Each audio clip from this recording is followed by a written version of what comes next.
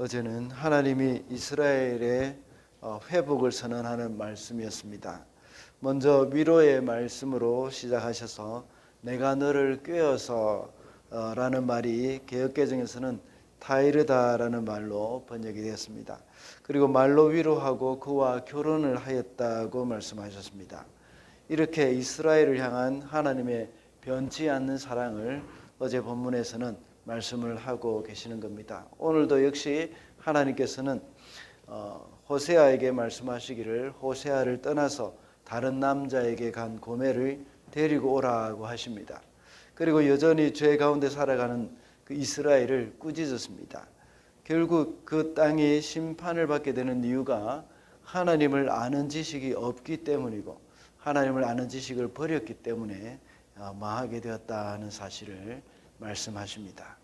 그래서 오늘은 하나님을 아는 지식이라는 제목으로 말씀을 살펴보도록 하겠습니다. 첫째로 세상의 풍요로움에 마음을 빼앗긴 자들이 바로 하나님을 아는 지식을 잃어버린 겁니다. 세상의 풍요로움에 마음을 빼앗길 때에 그렇게 되어진다는 겁니다. 3장 1절에 보면 주님께서 나에게 또 말씀하셨다. 너는 다시 가서 다른 남자의 사랑을 받고 음녀가 된 그 여인을 사랑하여라.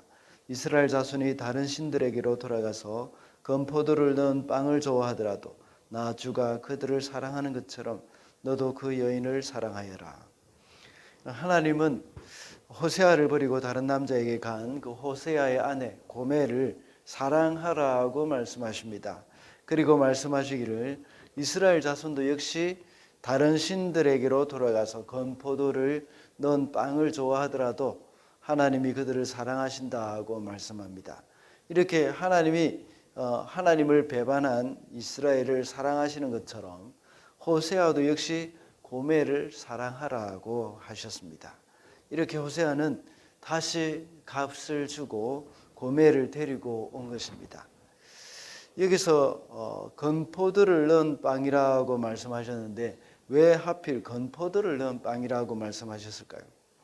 지난 시간에 한번 말씀드린 적이 있는데 건포도는 이스라엘 백성들이 가나안 땅에서 누릴 수 있는 가장 대표적인 음식이라고 할 수 있습니다. 그들은 광야 생활을 할 때에 만나와 메추라기 외에는 없었습니다. 그러나 가나안 땅에 왔을 때는 무화과와 그리고 포도가 풍성했습니다. 그리고 또한 올리브 기름도 역시 풍성했습니다. 포도를 말린 건포도의 맛은 그들의 음식 문화에 있어서 새로운 장을 열어준 것이라고 볼 수 있습니다. 그것을 빵에 넣어 먹었을 때에는 대단한 기호식품이 되어진 것입니다. 그것을 건포도 과자라고 이렇게 표현을 하기도 했습니다. 이렇게 건포도가 그들에게는 바알이 주는 아주 기가 막힌 음식이라는 겁니다. 거기에다가 여로보암 2세 때에는 이 풍요로운 삶이 바로 모두 바알이 준 것이라고, 그 가나안 땅의 신인 바알이 준 것이라고 생각했던 겁니다.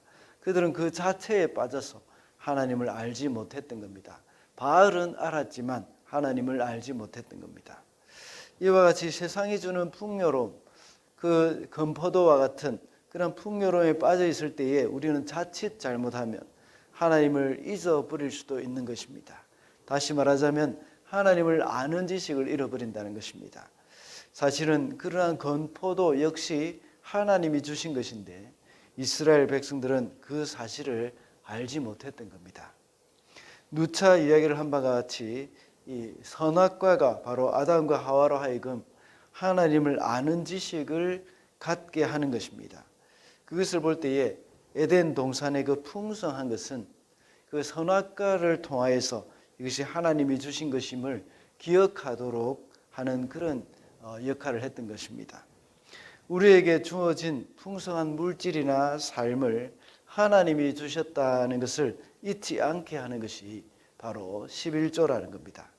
이것을 주께 드리면서 모든 것이 주님께로부터 왔다는 것을 우리는 고백을 하는 것입니다. 이것이 바로 하나님을 아는 지식이 되는 것입니다. 이것 없이는 우리는 또 다른 바알을 섬기게 되는 꼴이 되는 겁니다. 우리에게 물질의 풍요로움을 주는 그런 또 다른 것, 그것이 우리로 하여금 바알을 섬기게 만드는 그러한 요소가 된다는 것입니다.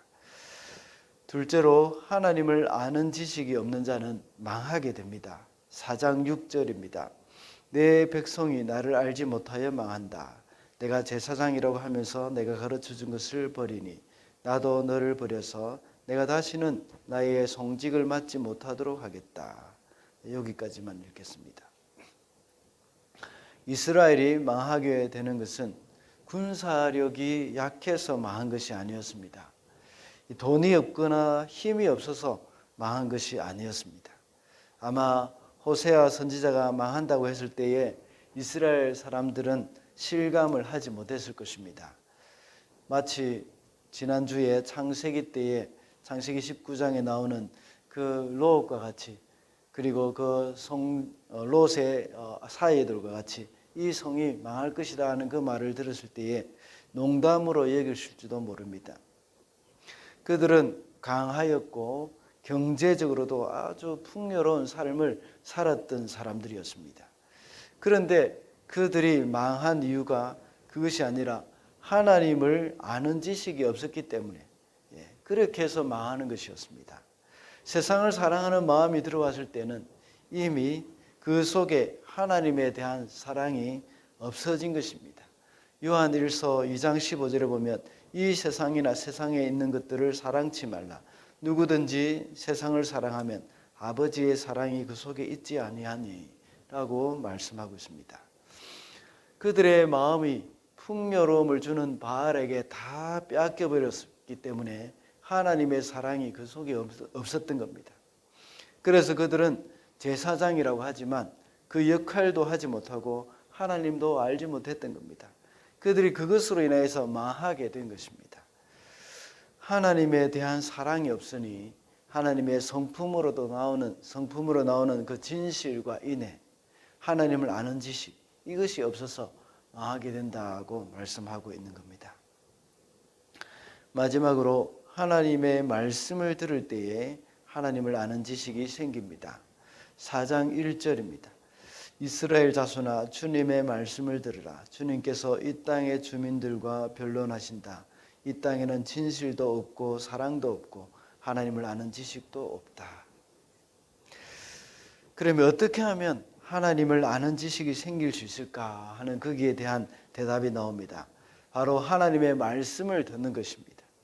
그래서 방금 읽은 4장 1절의 말씀에서와 같이 주님의 말씀을 들으라고 말씀하고 있습니다. 듣는다는 것은 우리가 귀로 듣는 것뿐만 아니라 하나님의 말씀을 배우고 공부하는 것을 의미합니다. 그리고 그 말씀에 순종하는 것까지도 포함을 합니다. 하나님의 말씀을 듣고 그것을 회복하라는 것입니다. 방금 읽은 본문은 하나님의 백성들이 항상 암송하던 신명기 6장 4절부터 9절의 말씀을 기억하게 합니다. 들으라 이스라엘이라는 그 말씀을 생각하게 하는 겁니다. 만약 그들이 날마다 하나님의 말씀을 기억하면서 듣고 외웠던 그 말씀대로 순종했다면 그들은 하나님을 떠나지도 않았을 것입니다. 하나님을 아는 지식을 그대로 잘 유지하고 그의 후손들에게 잘 전수해 주었을 것입니다. 우리가 하나님에 대해서 들어야 하고 교육을 받아야 합니다. 만약 우리가 하나님의 말씀을 배우지 않고 우리의 자녀들에게 신앙을 전수해 주지 않는다면 하나님을 아는 지식을 가질 수 있는 방법이 없습니다. 세상은 우리로 하여금 너무나도 쉽게 하나님을 잊어버리게 만들고 있습니다. 그러므로 우리는 끊임없이 하나님의 말씀을 배우고 또 순종할 때 우리는 하나님을 아는 지식을 가질 수 있게 되어진다는 겁니다.